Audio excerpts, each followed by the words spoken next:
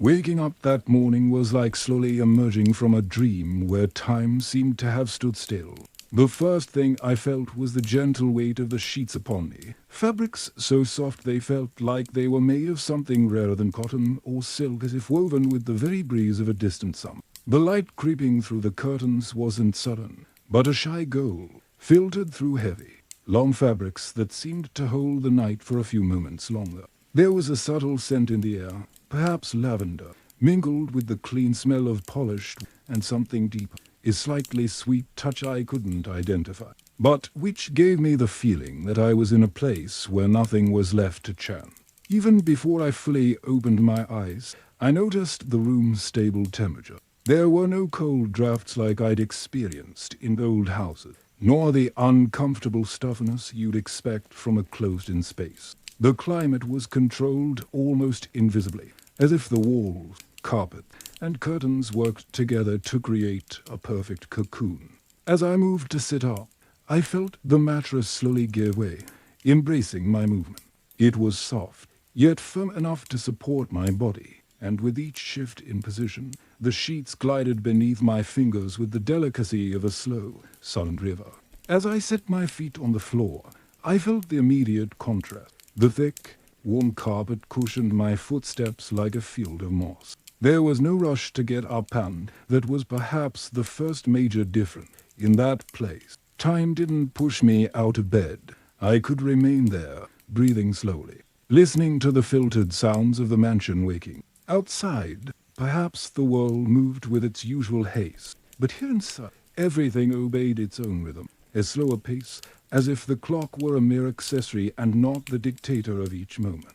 The silence wasn't an absence of sound. It was, in fact, a constructed silence. I could hear a soft crackling coming from somewhere far away, perhaps from a fireplace lit hours earlier. A faint rustle, like curtains moving, even though there was no wind. And, almost imperceptibly, the sound of steady, controlled footsteps in the hallway, coming and going as if part of a silent choreography, rehearsed so as not to disturb those still resting. From where I stood, I couldn't yet see the entire room, but I knew every detail had been designed to convey more than comfort. It conveyed security, stability. It was as if those walls were saying, "Here, nothing can reach you." Perhaps this was what the wealthy of the Gilded Age bought with so much gold and so much effort. The illusion that the real world was outside and that, within those walls, only tranquility remained. I rose slowly, letting my feet glide across the carpet until I met the soft coolness of the polished marble floor, reflecting the golden light filtering through the curtain.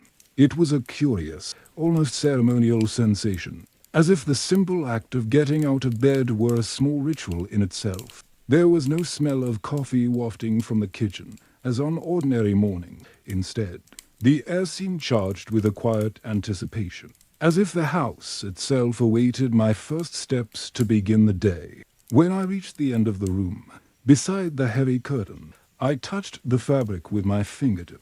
It didn't give easily, as if it held a secret, and for a brief moment, I thought that perhaps luck lay not in the visible things, but in what lay hidden behind them. What lay beyond? A city waking, vast gardens still covered in dew, or perhaps just more silent, so absolute that it made any sound seem out of place. I took a deep breath. The day began not with haste, but with an invitation to explore, to feel every detail, to realize, in that place, even the act of waking carried symbolic weight. I didn't know if I was ready for what was to come, but one certainty was already forming. There was something different in the air. Something that didn't come just from the scent of the flowers or the golden glow of the light. Came from the simple fact that there, even dawn seemed to belong to another time. Leaving the room behind, I felt I was crossing not just a door, but an invisible threshold separating rest from waking life. The hallway before me stretched like a silent river, lined with high walls adorned with paintings of serious faces and fixed gazes, as if watching my every step.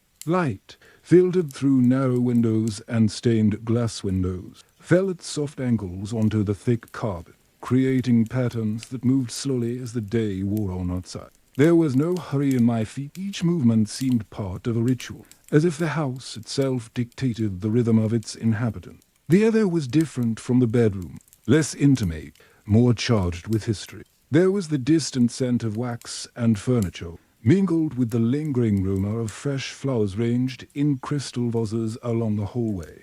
Every detail spoke of care and of someone, at some point, having decided that even the simplest gesture like positioning a vase or lighting a candle deserved full attention. The silence wasn't complete, but it was filled with sounds only a living house knows. The soft creak of wood, the muffled whisper of voices on another floor, and the sound of deliberate footsteps that came from afar and disappeared before I could guess their origin. As I walked, the golden light that had accompanied me since waking spread wider, as if the sun, curious, were trying to penetrate to see what lay within. I touched the wooden railing beside me, polished bios of hands that, like mine, sought support or perhaps simply contact.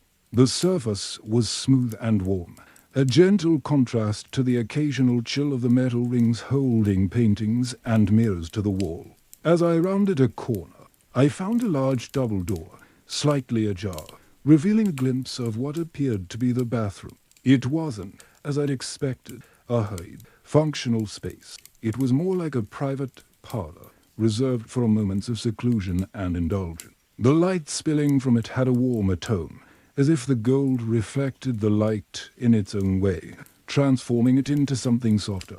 I entered, and was immediately enveloped by a cool, slightly humid air, as if the space were breathing slowly. The marble floor was cool underfoot, but not uncomfortably cold. It was the kind of coolness that awakened, reminding me that every sensation here was planned. The hand-painted ceiling depicted scenes that blended heaven and earth, with figures that seemed to float above my head, watching me serene, almost like the center of gravity of that universe. It was the golden toilet seat, not a painting, not an ornamental, solid gold, polished to the point that it reflected my face as I approached. There was something disconcerting about that piece. It was at once a symbol of power and a silent proof that, for some, luxury knows no bound.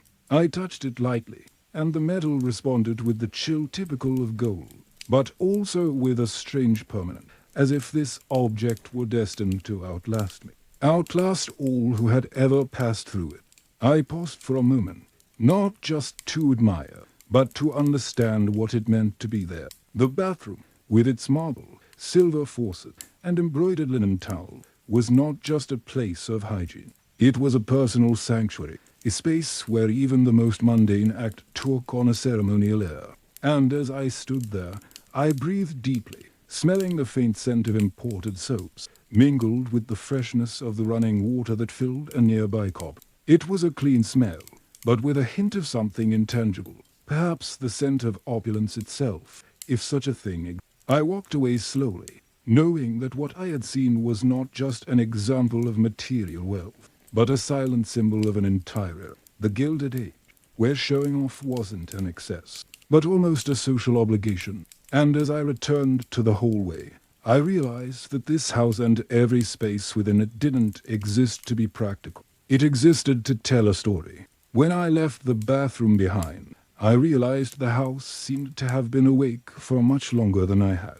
The sounds were soft, almost imperceptible, but they were there, the swish of cloths being ironed on distant furniture, the controlled crackling of a fireplace in some living room, the muffled echo of footsteps that followed a steady rhythm, as if the day there had its own rhythm, immune to the rush of the outside world. The light spread more flame now, streaming in through the high windows and falling onto the marble and carpets like a golden liquid, revealing details that had previously lain dormant in the shadows. I headed toward the dining room, but the path there wasn't just a commute, it was part of the experience of living there. The hallways were long, lined with side tables resting on delicate porcelain vases, and intricately framed mirrors reflected fragments of the house, creating the illusion of more doors, more room, more stories than the eye could grasp. The air was lightly scented with fresh flower arrangement, which changed daily, as if even the fragrance of the room were a detail worthy of constant renewal.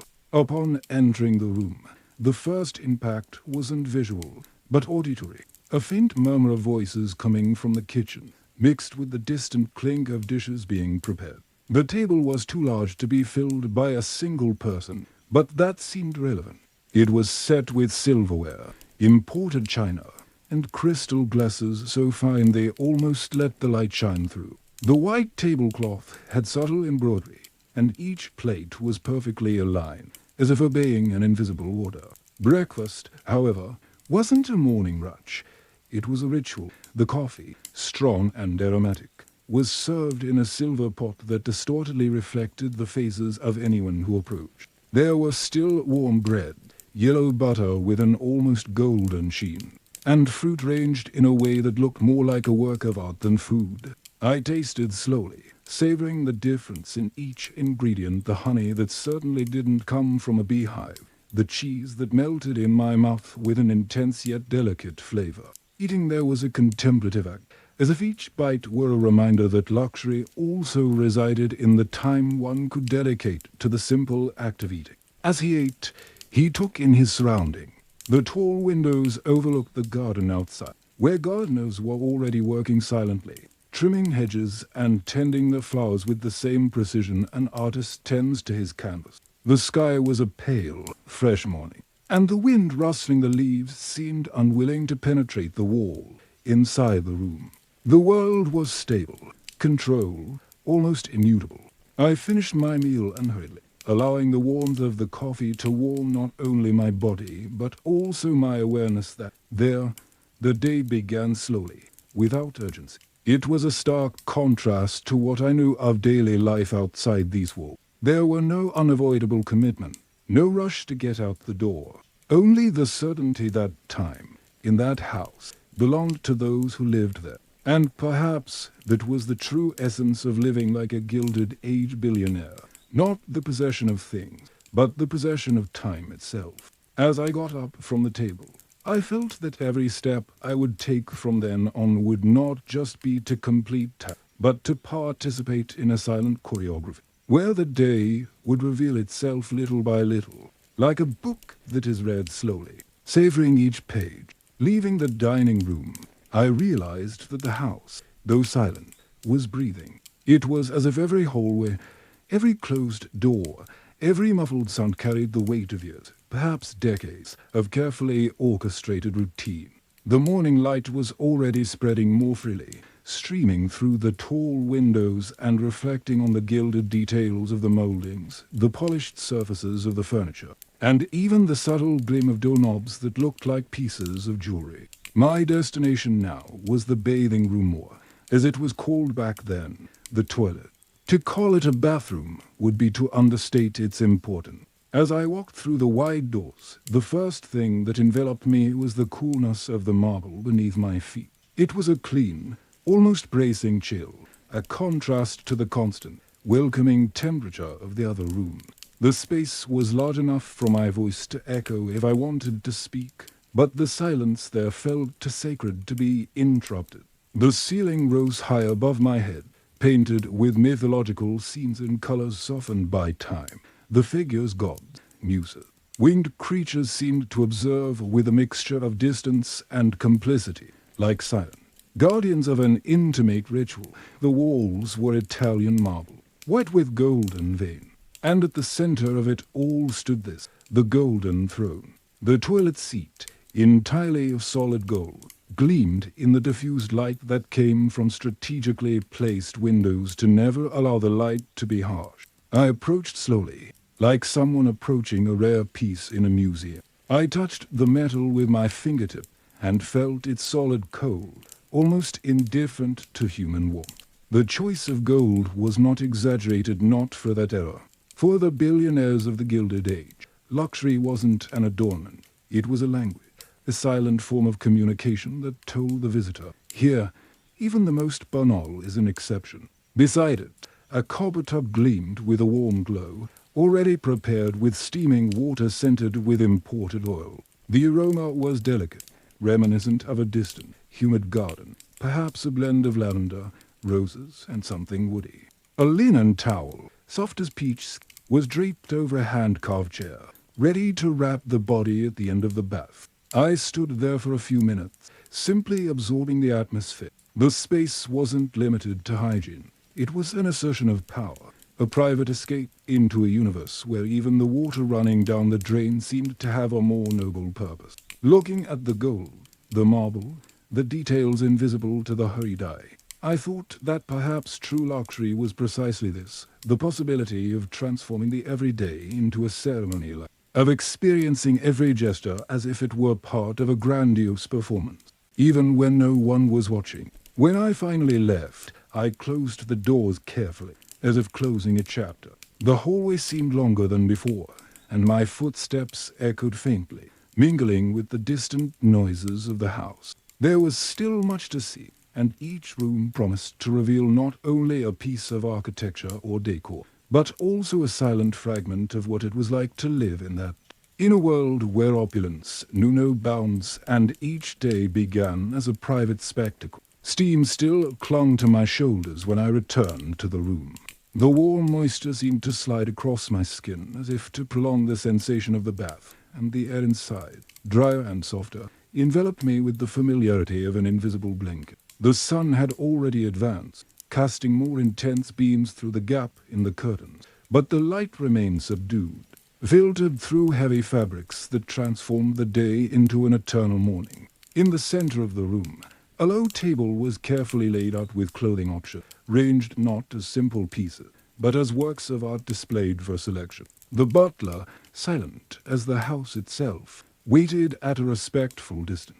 There was no rush in his movements. Everything about him was controlled, precise, as if dressing were as important as a business appointment or a public appearance. I approached and touched the fabric of the first option. It was a fine wool coat from some London tailor whose name probably circulated only among the most affluent. Beside it, pure linen shirts, starched, with buttons that reflected the light almost discreetly, as if showing off were permitted, but only for those capable of recognizing the subtlety of luxury. As I dressed, I felt the difference in each layer. The shirt hugged my shoulders with a comfortable firmness, the vest molded my torso, and the coat fell like a perfect frame over the entire ensemble. It wasn't just a matter of aesthetics. There was something symbolic there. Dressing like this was like donning silent armor, made not for physical battle, but to maintain an unshakable presence in the world. With each button fastened, each adjustment of fabric, it was as if an identity were being carefully constructed, piece by piece. The shoes, polished to a near-mirror shine, were laid out side by side, waiting to touch the polished floor. The leather, soft and firm, molded to the feet as if it already knew exactly where to place each. As I bent down to put them, I caught the distinctive scent of the material, which mingled with the faint perfume that lingered in the room, perhaps lavender, perhaps something rarer. Impossible to pinpoint. The butler, with an almost imperceptible gesture, adjusted the handkerchief in my coat pocket and handed me a pocket watch. The cool metal rested in my hand for a moment before I attached it to the chain, feeling the comfortable weight that would accompany the day. When I opened the lid, the ticking was low, steady, as if measuring time differently within a time that was unhurried, unpressing. Okay. I took a few steps to the full-length mirror. The reflected figure seemed like an extension of the house itself, flawless, silent, unchanging. Behind this perfect image, a thought was beginning to form. It was easy to forget, within these walls, that the world outside throbbed with haste, noise, and unpredictability. Here, everything seemed rehearsed, calculated. But I wondered to what extent this perfection was a comfort or a prison.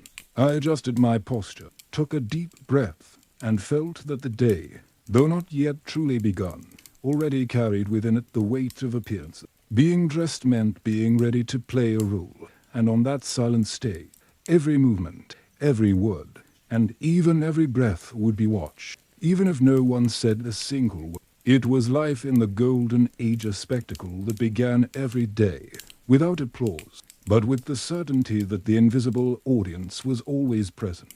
As I left the room, I felt the muffled sound of my own footsteps fade into the long, silent hallway. The house seemed to know I was dressed, that I was ready, and somehow It adjusted its pace to keep up. The light, now brighter, streamed in through the tall windows and spilled onto the polished wood floors, creating reflections that danced almost hypnotically. The faint scent of wax mingled with something fresher, perhaps coming from the garden, and it was impossible to tell where the natural fragrance ended and the careful intervention of whoever cared for. This place ended, I continued onto the main hall, a space so vast it seemed to belong to another scale of life. The walls were covered with tapestries that told stories of distant times and places. Painting, with its gilded frame, seemed to carry not just a portrait, but a solid piece of family history. The fireplace, even outside of winter, maintained a quiet blaze, more out of tradition and atmosphere than necessity. The flames, tranquil, cast shadows that moved slowly, as if the room itself breathed. There, I encountered the first faces of the day. Employees moved with the same precision and calm as always, bringing mail, adjusting curtains, discreetly removing any imperfection that dared to invade the order of the room. Greeting them was always measured, not cold, but formal, as if every word, every nod, was part of a silent protocol everyone knew. A side table displayed the mornings, neatly stacked and organized by relevance. I picked up the topmost envelope, feeling the thicker than usual paper, and opened it with a silver letter cutter. Inside, the handwriting flowed elegantly, and the ink still had a slight sheen, betraying that it had not been written long ago. They were invitations, reports, news fragments of a world that communicated through gestures as formal as face-to-face meet. Across the hall, glass doors opened onto a terrace overlooking the garden. The light outside was brighter, almost harsh, compared to the softness inside, but it invited a brief breath of fresh air. I crossed the space, feeling the weight of my clothes, the softness of my shoes, and approached the stone parapet.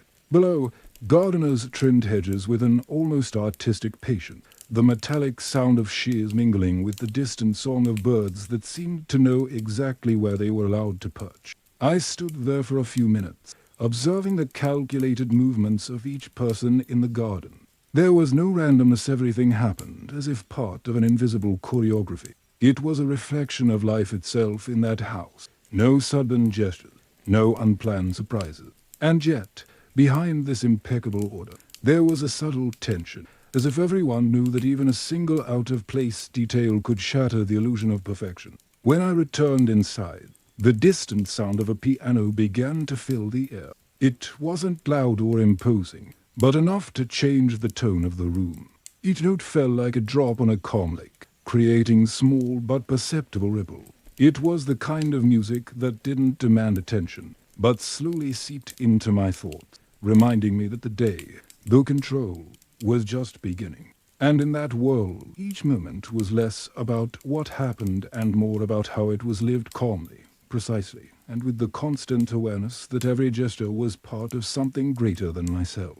As I walked through the glass door separating the main hall from the garden, I felt the air shift, as if the atmosphere itself carried a different density. The interior of the house was always filtered, controlled, calculated to maintain a constant temperature and scent. But outside, there was something more alive, more unpredictable. The morning freshness gently touched my face, bringing with it a scent of damper, newly opened flowers, and grass still bearing tiny drops of dew. The stone floor beneath my feet was cool, absorbing the faint warmth of the rising sun. I walked slowly across the terrace, letting my eyes adjust to the brighter light. The view that opened before me seemed like something out of a painting painted with infinite patience. The gardens were laid out in lines and curves so precise they almost seemed natural. Yet it was impossible not to notice the human touch in every detail. Perfectly trimmed hedges, flower beds divided by hues ranging from pale yellow to deep red, and sculpted fountains that sent streams of water so thin they were barely audible. I descended the wide stone staircase, my footsteps echoing softly, muffled by the songs of birds hidden in the treetops. The gardeners, dressed simply, moved in an almost choreographed manner, each with their own specific task. Some tended the rose bushes, delicately trimming each. Others knelt beside them, flower beds, patiently removing any weeds that dared to appear out of place. There was no loud conversation, just the occasional murmur and the precise sound of pruning shears. I continued walking until I reached a corridor of trees that formed a green tunnel, filtering the sunlight in soft patches across the ground. The air there was fresher, almost cold, and had a deeper scent, a mixture of old wood and damp leaves. As I walked, I felt the difference underfoot, from the cold stone of the terrace to the soft earth covered in dry leaves. At the end of the hallway, a small artificial lake opened up, its water calm and clear, where a few fish swam slowly. The reflection of the clouds moved on the surface, broken only when a fish surfaced or a light breeze blew past, creating small ripples that disappeared as quickly as they appeared. There was a stone bench there, and I sat down, letting the silence settle round me. It wasn't the same silence as in the house. This one was alive, woven with the subtle sounds of nature. One spent a few minutes observing the almost imperceptible movement of the water, the insects floating above it, and the way the light changed hue as the sun rose. It was impossible not to think of the contrast between this carefully shaped nature and the wildness that existed beyond the walls of the estate. Here, everything was tame. Every tree and bush existed for a purpose, yet there was something untamable in the way the wind entered without asking permission. How light infiltrated even the densest shadows. I rose calmly and walked on, leaving the lake behind. The path led me to a vine-covered archway, and as I passed through it, the house came into view again, imposing and still against the blue sky. There was something comforting about seeing it from here, from the outside, like a safe haven to which one could return at any time. But there was also a subtle sense of distance, as if the house itself were a world apart, enclosed and protected. While out here, among the flowers and trees, there still existed a quiet, almost forgotten freedom that could only be felt in the open air. I walked slowly back, the sun now higher and warming my shoulders, and I realized that each step back was like crossing another invisible border from life shaped by nature to life shaped by man. As I returned to the terrace via the stone steps, I noticed the air change again. From the humid, almost wild freshness of the garden, I re-entered the controlled, stable atmosphere of the house, as if crossing an invisible threshold separating the outside world from a space carefully shaped, to remain untouched by time. The glass door closed softly behind me, muffling the bird's song and replacing it with the distant sound of a piano, its slow melody seeming to spread like a mist through the room. I walked down the wide hallway, feeling the firm, welcoming touch of the carpet beneath my feet. As I turned the corner, I was greeted by a servant who, with a discreet gesture, indicated that the living room was ready. Walking through that door was like entering another layer of life within the mansion. The room was softly lit, the light filtering through thick curtains that still allowed a warm glow to shine through. Velvet armchairs and sofas were ranged to create small conversation circles, each with its own low table laden with fine china, cups, and small trays of sweets and fruit. A few people were already there, talking in low tone, as if each word were carefully chosen. Smiles were restrained, gestures measured. There was a kind of invisible etiquette, a silent dance that everyone seemed to know but rarely explained aloud.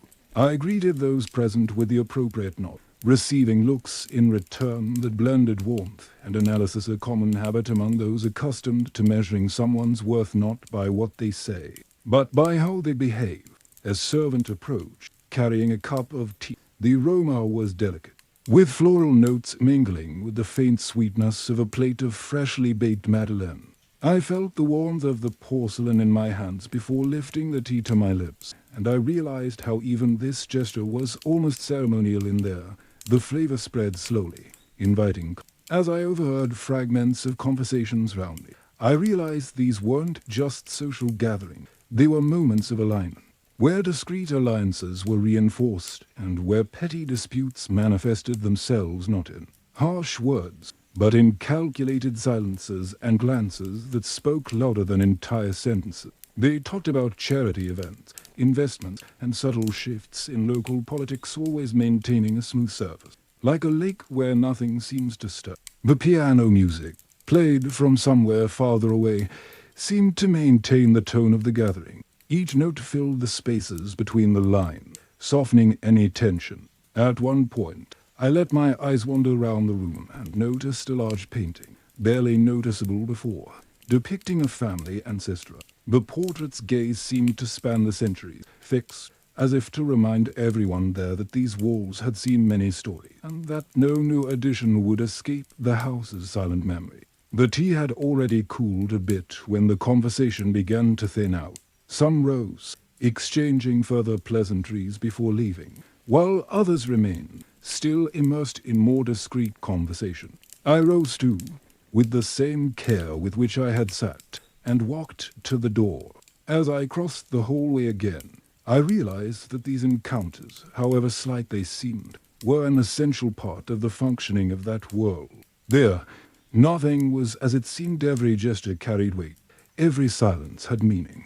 And as I heard the distant echo of the piano again, I understood that in that house, living wasn't just about existing within luxurious. It was about knowing how to dance this invisible dance every day, without ever missing a beat. Leaving the living room, I felt as if I was stepping off a stage where every look, every gesture, and even the way I held my cup had been carefully. The hallway greeted me again with its familiar silence.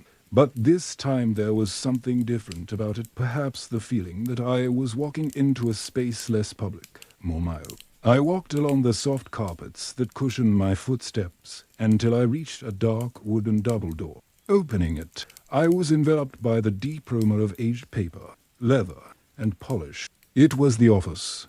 The light streaming in through the tall windows was filtered by heavy fabric curtains, tinting the room with a calming golden hue. The walls were lined with bookshelves crammed with bound books, their spines faded with age.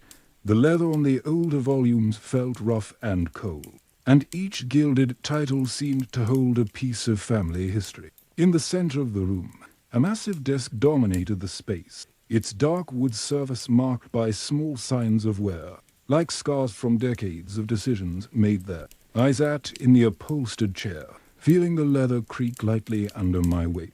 On the table, the mail waited, neatly stacked. I picked up the first letter and ran the silver blade across the envelope, hearing the subtle sound of the paper break. The words I read were formal, but they carried a subtext that was revealed only to those accustomed to deciphering the veiled language of those times. They were negotiations, promises of support, mentions of social events that, on the surface, seemed trivial, but which, in fact, determined alliances and separation. The table clock, with its constant ticking, seemed to mark not only time, but the rhythm of my thought. Between letters, my eyes would stray to an antique globe in the corner of the room.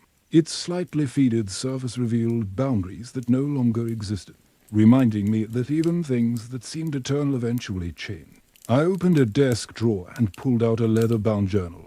The yellowed pages contained notes from years past, impressions from trips, names of people who had crossed my path, decisions made based on information that now seemed otherworldly. There was a strange peace in leafing through those pages, as if revisiting the past reminded me that not everything needed to be resolved urgently, that some matters could simply be left for time to resolve. As I wrote a few lines in my journal, I noticed how distant the sound of the house seemed inside. It was a secluded space, almost a refuge, where the pressure of appearances dissolved a little. Here, I could think more clearly, away from the eyes that measured my every move. The simple act of writing, of recording what might never be read by anyone else, had something liberating about it. When I closed the diary and put it back in the drawer, I stood for a moment looking at the desk, at the open letters and the ones still waiting. Each paper there was a bridge or a barrier, a fragment of something larger being built day by day. I stood slowly, feeling the comfortable weight of the chair leave my back, and walked to the window. I drew back the curtain slightly and saw the garden in the distance, the same controlled perfection as always, but now seen from above, like a meticulous. I dropped the curtain and let the room sink back into its golden, silent hue. As I left, I closed the door behind me, not only to maintain order in the space, but as if closing a chapter, ready to face the next act of that day that, though calm on the surface, moved like a deep river beneath the veneer of tranquility. Morning was already well advanced when I descended to the inner courtyard, where the carriage awaited me. The air was different from that of the garden and the interior of the house. There was a mix of freshness and movement, as if this were a space of transition between two worlds. The wheels, clean and shiny, rested on the smooth stone pavement, and the horses, imposing and silent, seemed to understand that waiting was part of their job. The low sound of their breathing mingled with the rustle of the reins, and the gleam of their harness reflected fragments of daylight. I approached slowly, smelling the faint aroma of leather wafting from the seats and interior. A servant, with the impeccable posture of someone who's been repeating the same gesture for years, opened the door for me. As I placed my foot on the cool metal footrest, I had a brief, almost imperceptible sensation that that moment was repeating itself in a cycle, day after day, carrying within it the same silent ritual. The carriage's interior was cozy, lined with dark velvet that absorbed some of the light, creating an almost intimate atmosphere. As I settled in, I felt the gentle rocking as the coachman took his position. Through the side windows, the view was framed like a painting. The courtyard, with its high walls and iron gates, looked like the final scene of a play about to close. The sound of the wheels began softly, almost timidly, until it settled into the steady rhythm of the journey. The streets surrounding the property, lined with tall trees, offered a cool, green tunnel, and the wind that entered through the small window brought with it the distant smell of burning coal, mingled with the perfume of flowers growing in the neighboring garden. There was a rhythm to the journey, a hypnotic sway that, for a few minutes, seemed to dissolve the boundaries between the present and ancient memory. We passed smaller but still grand houses, each with its own elaborate gate, its carefully tended garden. A few passers-by glanced curiously, but without surprise. The slow morning parade of carriages was as much a part of the city as the distant tolling of bells or the cries of vendors. I watched a group of children running down the sidewalk, their simple clothes contrasting with the formality I wore. Even in the way I sat, they seemed oblivious to the weight of convention, occupied only with the moment. For a moment, I wondered if I had ever, even as a child, run like that, without a thought for who might be watching. The sound of the wheels changed as they turned onto a street of more uneven cobblestone. The carriage rocked different, more briskly, but still confident. The experienced driver effortlessly kept pace. As we moved forward, the movement of the outside world unfolded silently from a mute theater of workers carrying boxes, ladies chatting in doorways, dogs hurriedly crossing from one side to the other. When we finally reached our destination, the horse slowed almost imperceptibly, as if the animal itself understood the ceremony of the moment. The carriage stopped in front of a building with an imposing facade, columns and tall windows. The servant disembarked first, opening the door with the same precision as always. As I set my foot down, I felt the light weight of the journey still in my muscles, as if part of me wanted to remain in that gentle sway for a few more minutes. And as I crossed the space to the building's entrance, I realized that this brief journey, repeated so many times, was more than just a commute. It was a break between roles, a moment when I could observe the world without the obligation to interfere with it. As I climbed the wide steps leading to the building's entrance, I felt the muffled echo of my footsteps blend with the distant murmur of the city. The imposing columns supporting the facade seemed not only to hold the structure together, but also to guard, like silent sentinels, the weight of the stories this place had witnessed. The other had a distinct scent, a mix of ancient stone, polished, and something slightly sweet, perhaps coming from the flowers ranged in tall vases near the door. The doorman, dressed in an impeccable uniform, opened the doors with a practiced gesture, and I was greeted by an interior that seemed suspended in time. The polished marble floor reflected the golden light of the chandelier, and the high ceiling featured intricately carved moldings that seemed sculpted to tell wordless story. The silence there was not empty. It was filled with discreet sounds, the brush of footsteps on the floor, the soft creak of a chair being adjusted, the whisper of voices that always remained below the usual tone. Walking through the lobby was like crossing a threshold into a world where every gesture mattered. There were leather armchairs strategically placed in corners, low tables with meticulously folded newspapers, and a constant aroma of mild tobacco wafting from an adjacent smoking area.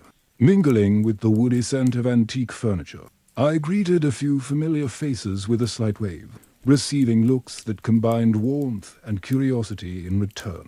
It was one of those places where everyone knew everyone else, even if few actually knew who each other was.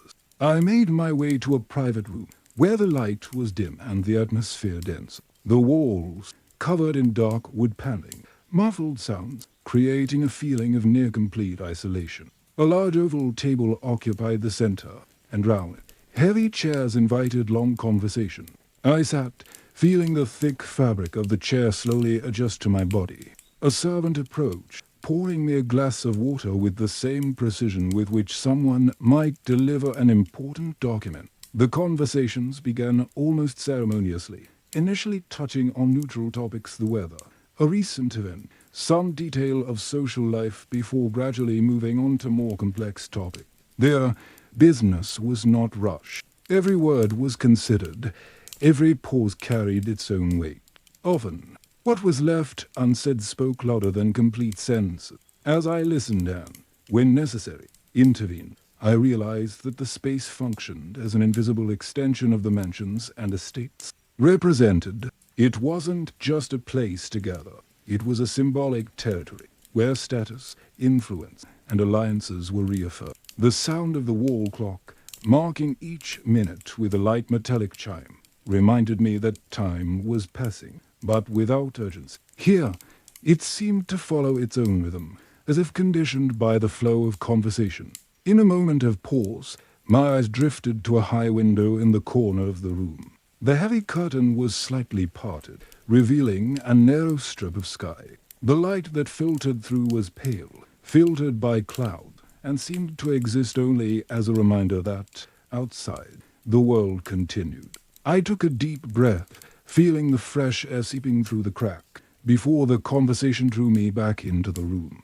When the meeting ended, there was no rush to leave. Goodbyes were as measured as the initial greeting. As I crossed the lobby again and approached the door, I realized I was carrying with me not only the content of the discussion, but also the memory of that dense atmosphere, where time and even silence seemed to have been sculpted to serve a greater purpose. And as the doors closed behind me, the city resumed its natural sound, almost like a breath reminding me that, outside, the rules were different.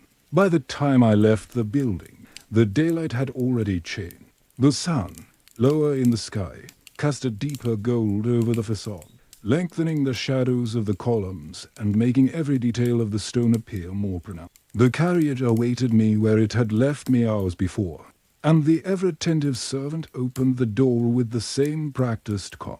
I entered, feeling the welcome of the dark velvet once more, and the coachman soon led the horses away. The rhythmic sound of the wheels against the pavement seeming to mark the rhythm of a long thought. The return trip seemed quieter than the outward journey. The streets were less crowded, as if the city were breathing more slowly after the morning's fervor. We passed illuminated storefronts where objects sparkled like tiny jewels, and the half-open doors of cafes wafting the aromas of roasted beans and freshly baked pastry. Children no longer ran along the sidewalk in their place. I saw groups of adults chatting in low voices, their silhouettes silhouetted against the golden evening light. With every turn, I noticed the scent of the air changing. First, the salty aroma wafting from a distant breeze, then the damp scent of the trees lining the road.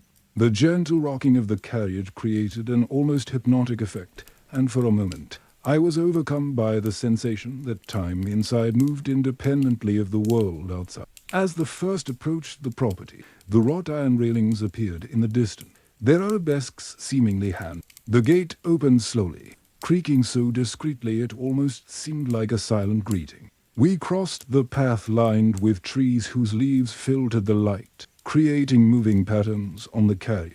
The sound of the horses' hoofs changed as they touched the stone floor of the inner courtyard, and soon we were standing before the main entrance. As I descended, I felt the cooler air gathering in the shadows of the facade. The butler waited at the door, his posture erect and his gaze attentive. As I entered, I was enveloped by the familiar atmosphere. The smell of polished wood, the faint warmth from the lit fireplaces, and the distant sound of voices echoing softly through the hallway. The house felt different at this time of day, less awake, more withdrawn. I continued into the smaller parlor, a cozy room where the windows were open enough to let in the afternoon air. The light filtering through the curtains was softer, almost liquid, and spilled over the furniture, transforming the polished surfaces into gilded mirrors. On a side table sat a tray with tea and simple biscuit, ranged with the care one would expect for a banquet. I sat near the window, letting the light breeze move the collar of my coat a little. I picked up the cup and watched the ripple of the liquid, reflecting a patch of sky that was already beginning to take on cooler hue. Each sip was slow, and with it came the feeling that the day was folding in on itself, preparing to end its cycle. From where I stood, I could hear distant footsteps, servants setting the table for dinner, doors closing on upper floors, and occasionally the sound of an object being carefully placed in its place. Everything happened in a rhythm that seemed orchestrated so as not to disturb the quiet of the house at that moment. I stood there, watching the play of light and shadow gradually change, until the gold turned into a grayer hue, heralding the arrival of night. Rising, I realized that this return to the mansion was not just the end of a physical displacement, but a kind of re-entry into a world of its own, where time shaped itself differently, and where each transition from morning to afternoon, from street to home, had the weight and beauty of a small ritual. The hallway leading to the dining room was quieter than during the day, and light filtered through chandeliers mounted on the wall, casting small islands of brightness that made the hardwood floors glow amber. As I walked, I noticed that the atmosphere of the house had changed. It wasn't the subdued bustle of the morning, nor the warm tranquility of the afternoon. It was a kind of attentive recollection, as if everyone were preparing for a moment that, the routine, carried within it a certain ceremonial weight. The tall door to the dining room was open, revealing a space illuminated by a large crystal chandelier, which cast soft reflections over the long central table. The aroma wafting from within was a mixture of freshly baked bread, warmed butter, and a slightly sweet spice I couldn't immediately identify. Upon entering, I saw that each seat at the table had already been set with almost mathematical precision.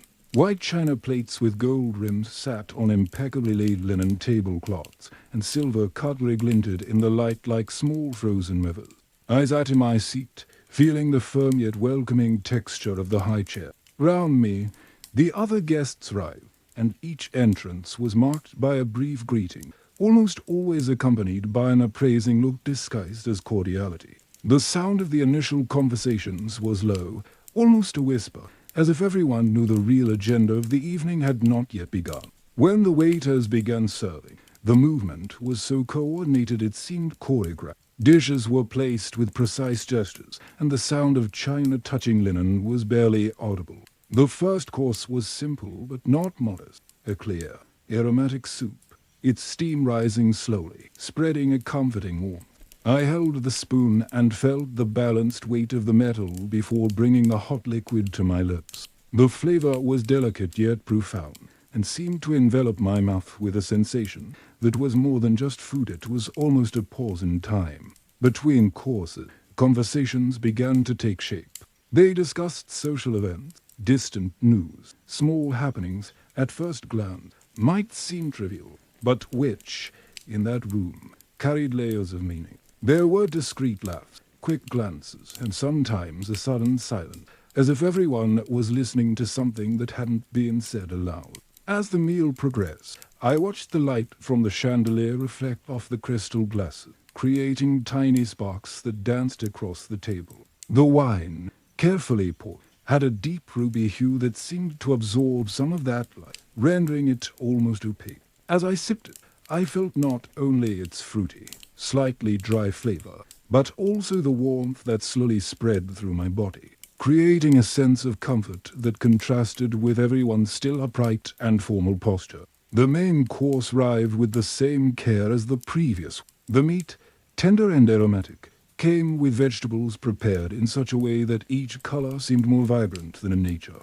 As I ate, I realized that the act of eating there was as controlled as any other activity in the house. There was no rush, no exaggeration, and even the pauses between bites seemed to follow a silent rhythm that everyone respected without needing to coordinate. By the time dessert was served, a delicate custard with candied fruit, the atmosphere in the room had lightened. Voices were a little more relaxed, and some gestures became less restrained. Still, there was an invisible line no one crossed, an unspoken boundary that kept everything within a refined balance. Finally, the dishes were removed as discreetly as they had been placed, and the sound of chairs being pushed back echoed softly through the room. As I stood up, I realized it wasn't just my body that was satisfied, but my mind as well, nourished by that blend of flavors, sounds, and gestures that, together, formed yet another of the silent rituals that sustained life in that place. When I left the room,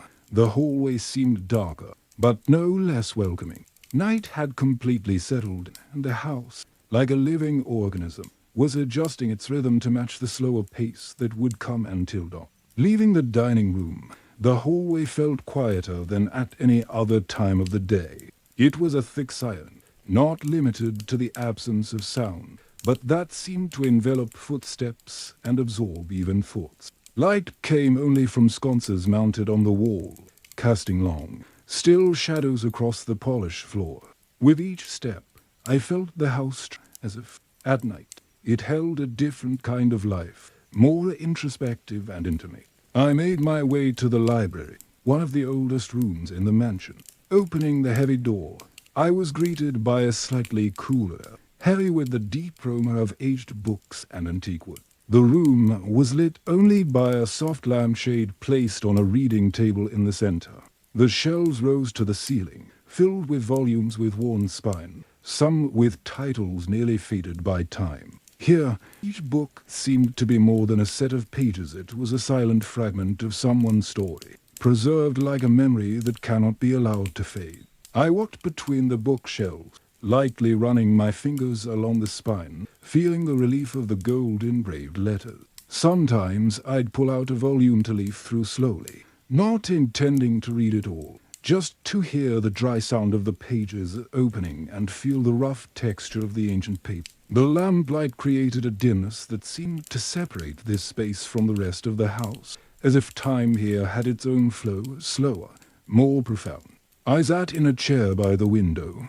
Outside, the night was silent, and only a patch of garden was visible, illuminated by the pale moonlight. Through the glass, I noticed the almost imperceptible movement of leaves, swaying in a light breeze. There was something comforting in observing that small slice of the world, as if it were enough to remind me that, even amid the grandeur of the house, there was simple, living detail, always in motion. I picked up a book at random and let its first pages transport me to another time. The reading wasn't rushed. Each sentence seemed to demand a pause, as if I needed to absorb not only what was written, but what lay behind the words. The distant sound of footsteps in the hallway brought me back for a moment, but soon dissolved into the general silence, as if the house itself were protecting that moment. After a while, I closed the book and simply sat, feeling the pleasant weight of still. The soft flame of the lamp cast a warm glow over the table, and I realized that, at that moment, the entire space became almost meditative. The library was a refuge not only from the noise, but also from the constant need to act, decide, or perform. Here, I could simply exist, undemanding, surrounded by stories that belonged to others but somehow also belonged to me because they were stored under the same roof. When I finally got up, I closed the door carefully, ensuring the silence remained. In the hallway, the light seemed even softer, and the air thicker, as if night had crept over the house with slow, sure steps. I walked on, feeling the entire mansion already preparing for rest. But I still reserved one more moment for myself before the day drew to a close. Leaving the library behind, I felt my footsteps echo differently, as if the silence of the night had deepened and the entire house was aware that the day was drawing to a close. The chandelier's lights were now lower, casting a warm, uneven glow that followed the walls like liquid shadow. Every corner seemed to hold a piece of the darkness, and walking through those corridors was like crossing a calm river, where every movement must be measured so as not to break the surface. When I reached the main staircase, the light coming from the upper floor lured me with the promise. I climbed slowly, feeling the faint creak of the wood beneath my feet, a sound that wasn't bothersome but seemed part of the house. When I reached the top, the hallway was almost completely dark, lit only by a distant lamp and the soft glow escaping through a crack in my bedroom. Upon entering, I was greeted by a cozy warmth that contrasted with the slight freshness still wafting from the hallway. The room was prepared as if every detail had been thought out to welcome someone returning from a long journey, even if I had only traveled a few meters. The impeccably made bed seemed to invite not only sleep, but the release of any remaining tension. On the bedside table, a glass of water sat next to a small plate of fruit, a final gesture of care before retiring. I walked over to the window and drew back the curtain slightly. Outside, the garden was plunged into darkness, with only a few spots illuminated by discreet lanterns. The moon, high and pale, seemed to touch the treetops with an almost liquid light, and for a moment I watched the soft movement of the shadow, as if the wind were painting and erasing shapes on the lawn. There was a deep silence, but not empty. It was the silence of a place that retreats, where everything rests together. I turned away from the window and began to shed my layers of clothing, feeling my body slowly ease, as if it were also removing the weight of the hours that had accumulated throughout the day. The soft fabric of the robe enveloped me with a simple but precise comfort, and I walked to the armchair next to the bed.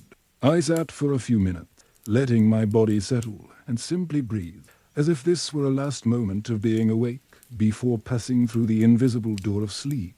The candles were extinguished, leaving only the soft glow of the lamp. As I lay down, I felt the initial coolness of the sheet, which soon transformed into a welcoming warmth. The softness of the pillow molded to my head, and the light weight of the covers felt like an invisible protection against any intrusive thoughts. With my eyes closed, I could still hear the distant sound of a clock ticking somewhere in the house, its steady rhythm lulling my breathing. As sleep approached, I reflected on the cycle that had been completed from the golden, silent morning to the gentle dusk, from the discreet bustle of the city to the deep seclusion of the night. In that moment, I realized that every detail, every gesture, and every sound had constructed not just a day, but an entire story, made of pause, silence, and small ceremonies that repeat themselves to sustain a way of life. And so, enveloped by calm, I let the day dissolve completely, plunging into the serene darkness that waited just beyond my last thought.